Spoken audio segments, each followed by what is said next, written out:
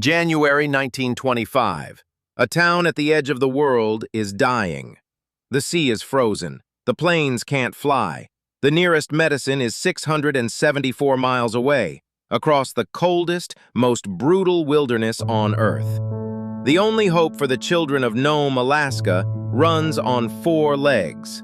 This is the true story of Balto, the dog nobody believed in, who raced death itself and won. Nome, Alaska. 1,400 people, icebound 7 months a year.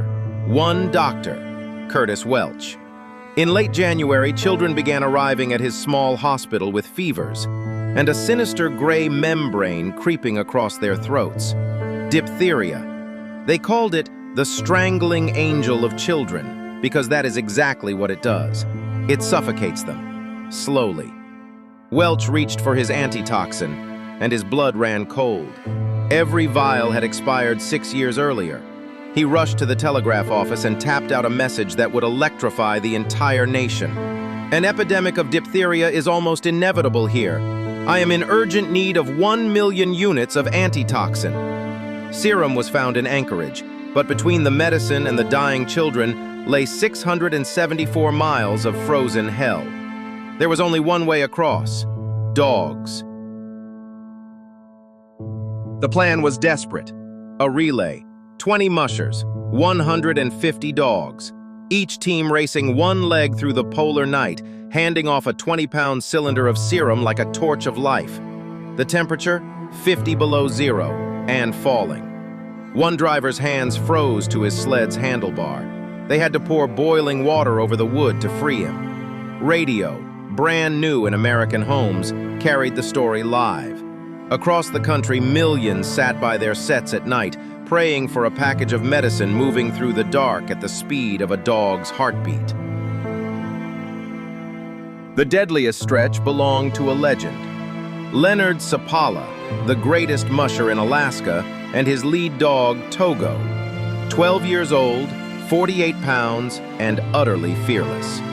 To save a full day, Sapala gambled everything on a shortcut, straight across the frozen sea of Norton Sound at night as the ice cracked and groaned beneath them, dark water opening in the fissures. Togo picked a path across the shifting flows that no human eye could have found. His team ran 261 miles, more than any other, through the worst of it all. Remember his name, because history almost didn't.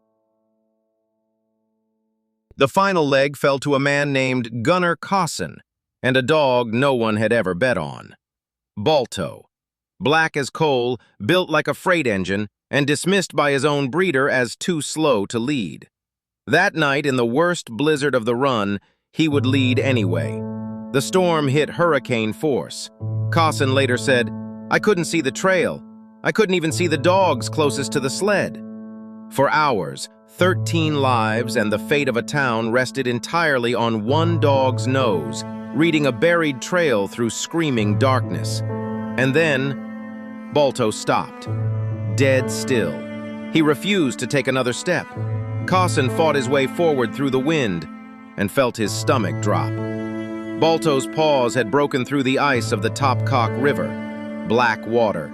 One more stride and the entire team, the sled, the driver, and the serum, would have vanished into the current beneath the ice. The dog nobody believed in had just saved them all. But the night wasn't finished. A monstrous gust flipped the sled.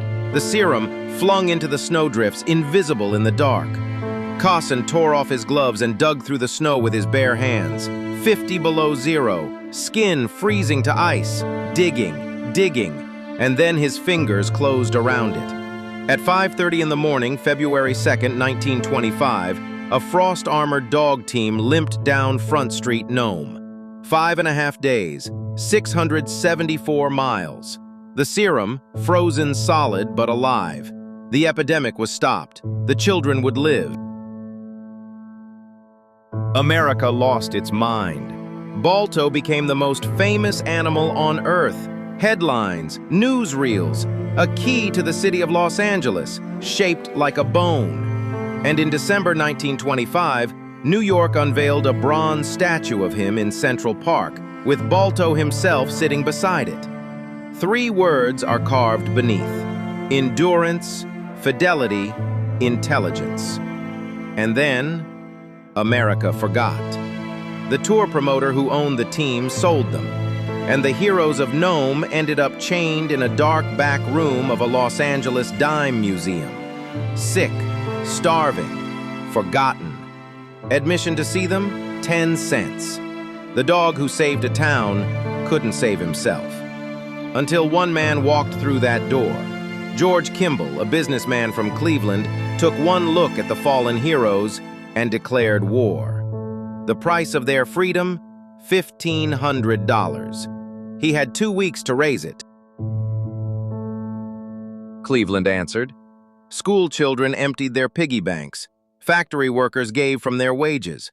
Hotels set out buckets, pennies, nickels, dimes, and in just 10 days, they did it. On March 19, 1927, Balto and his 6 surviving teammates rode through Cleveland's public square to a heroes parade. Thousands cheering the dogs that a nation had abandoned and ordinary people had saved. Balto lived out his days in peace at the Cleveland Zoo, watched over by the children he had once raced through a blizzard to save, and the children who had saved him right back. Balto died in 1933. He stands today in the Cleveland Museum of Natural History, and in bronze, forever, in Central Park. And Togo, the champion who ran the deadliest miles, finally received his own statue, his own films, his own glory. History remembers one name. The truth remembers 2. Every year, mushers and dogs still race across that same wilderness, the Iditarod, in honor of that impossible week in 1925 when 20 men and 150 dogs outran death itself. The dog nobody believed in became proof of something we should never forget. Heroes don't always look the part. Sometimes they're just waiting for the one night the world finally needs them. If this story moved you, subscribe to Animal Wars, where the greatest stories in history walk on 4 legs.